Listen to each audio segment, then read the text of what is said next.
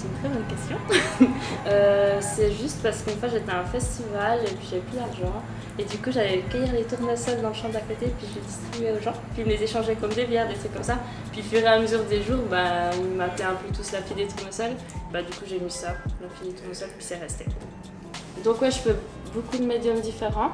Mais la photographie c'est plus quelque chose qui me passionne parce qu'en fait j'ai fait un CFC en conception multimédia, du coup j'ai touché au graphisme, vidéo, site internet.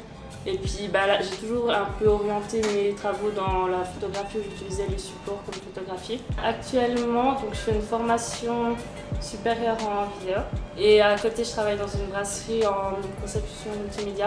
Donc, je m'occupe de tout les visuels en fait. Je fais pas mal de clips vidéo aussi, ou bien des vidéos promotionnelles ou des étiquettes. C'est surtout graphisme, web design et vidéo.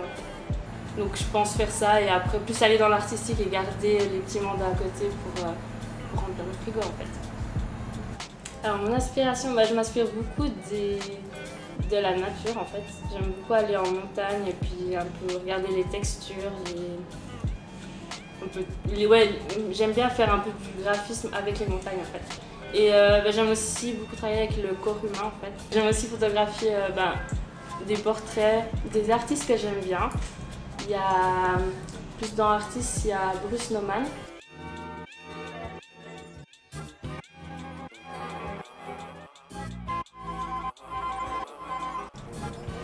Nan Goldin dans la photographie. Il y a aussi Philippe Corda. C'est un peu des photographies que tu figes à un moment, comme c'est plus cinématographique. Et après, c'est un peu le spectateur qui choisit ce qu'il y a avant, qui s'invente son histoire avant et après. J'aime bien justement montrer une photo et puis c'est le spectateur qui l'interprète comme il veut en fait.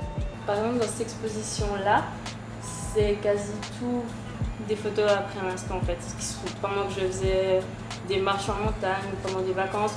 Donc il y a aussi pas mal de photos qui sont liées à une vidéo que j'ai fait. Donc ouais, pour cette exposition, c'est que en fait ça fait longtemps que j'ai plus fait de photos pour moi. Et en fait c'est un peu les dernières photos de montagne que j'ai fait.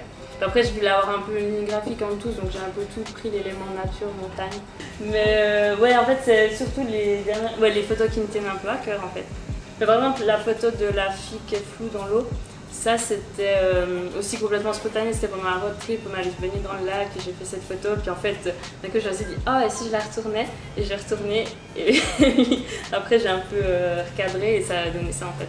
Comme ceux-là qu'on voit, c'est toutes des photos de texture, de l'eau et comme ça, et je fais des réglages différents, je prends l'eau, puis après, c'est après coup que j'essaye de créer un mouvement avec ça en fait. Ce que j'aimerais bien faire par la suite, c'est plus faire des choses qui font réagir les gens.